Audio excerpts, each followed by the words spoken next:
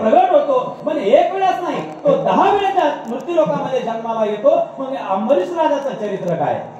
तर हा अंबरीश राजा सूर्यवंशी मधला हा अंबरीश राजाचं चरित्र सांगितलं जातं की अंबरीश राजाचं व्रत होतं महाराज, द्वादशीचं पारण करायचं हा त्याचा नित्यनेम होता.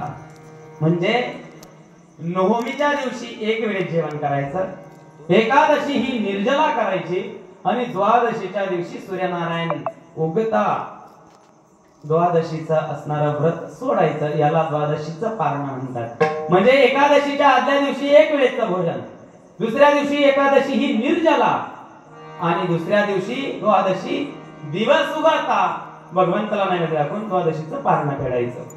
असा असणारा त्याचा नित्यनेम होता. दशमीच्या संध्याकाळी दुर्वास ऋषींचं आगमन महालामध्ये झालं. दुर्वास ऋषींचं आगमन झाल्यानंतर त्या ठिकाणी महाराज दशमीचं एक दिवसाचं भोजन झालेलं होतं. रात्री काही जेवायचं नव्हतं. दुसऱ्या दिवशी एकादशी होती. एकादशीची ही निर्जला एकादशी आणि एकादशीच्या दिवशी संध्याकाळी दुर्वास ऋषींचं आगमन झालं. सकाळ झाली, द्वादशीला सुरुवात झाली. द्वादशीचं पारण फेडायचं, पण दुर्वास ऋषीला जेवणाचं भोजनाचं आमंत्रण दिलेलं आहे आणि दुर्वास ऋषी आपल्या 60,000 शिष्यांसह गंगा स्नानाला गेलेले आहे. भागीरथीच्या स्नानाला गेले असताना आणि दुर्वास ऋषीला येण्याकरता वेळ लागला.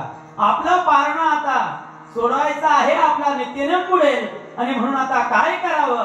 दुर्वास ऋषीला जेवणाचं तर आमंत्रण दिलेलं आहे. सूर्यनारायण भगवंताचं दर्शन झाल्याबरोबर द्वादशीचं पारण फेडायचं आहे आणि सूर्यनारायण त्या ठिकाणी उगलेले आहे. आता करायचं काय? धर्म संकटामध्ये पडलाय राजा आणि महाराज जीवनामध्ये नित्यनेम फार महत्वाचा आहे.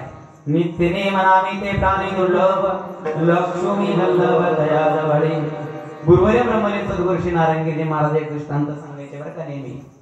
जीवनामध्ये नित्यनेम किती महत्वाचा आहे. तुमच्या जीवनामध्ये जर नित्यनेम असेल तर तो नियम तुम्हाला तारू शकतो महाराज. गुरुवर्य म्हणून सद्गुरुश्री नारायणगिरी महाराज एक दृष्टांत सांगायचे. एका गावामध्ये अखंड नाम सप्ताह चालू असताना एक साधू त्या ठिकाणी कार्यक्रमाच्या माध्यमातून आले.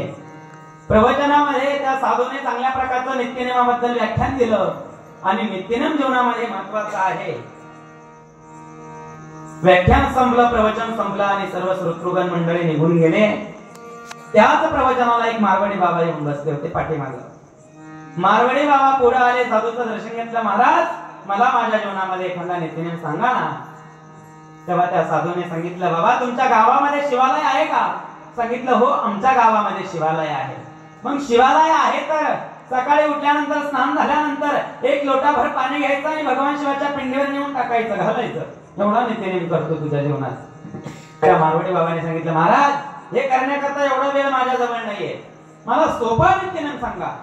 सांगितलं, बाबा तुझ्या घरामध्ये देवघर आहे? सांगितलं, हो माझ्या घरामध्ये देवघर आहे. मग 108 वेळेस फक्त रामकृष्ण हरी या मंत्राचा जप कर दररोज नित्यनेमाने. सांगितलं, महाराज एवढाही वेळ माझ्या जवळ नाहीये, माझी दुकानदारी आहे, माझा व्यवहार आहे, व्यापार आहे, एवढा वेळ माझ्या जवळ नाहीये. माझं कामही झालं पाहिजे आणि माझा झाला पाहिजे, दोन्ही साधलं गेलं पाहिजे. स्पेशल वेळ नियमा करता नको, नित्यनेम तर लागतोय. मग आता सांगितलं, बाबा तू तुझ्या पद्धतीने एखादा तूच नियम ठरव, पण नित्यनेमाने तो नियम पाळत जा. सांगितलं, महाराज मला नियम आठवलाय. आमच्या दुकानच्या समोर एक असणारे कुंभार बाबा, वारकरी बाबा राहतात. त्यांचा गंध बघितल्याशिवाय मी माझ्या कामाला सुरुवात करणार नाही. सांगितलं, ठीक आहे. नित्यनेम जीवनामध्ये उतरण्याचा प्रयत्न केला, कारण शटर वर केल्या बरोबर कुंभार बाबा गाडगे विकण्याकरता समोर बसत होते. शटर वर झालं की कुंभार बाबा दिसायचे. महाराज लावलेला कपाळाचा गंध बघायचा आणि कामाची सुरुवात व्हायची. असा बराचसा नित्य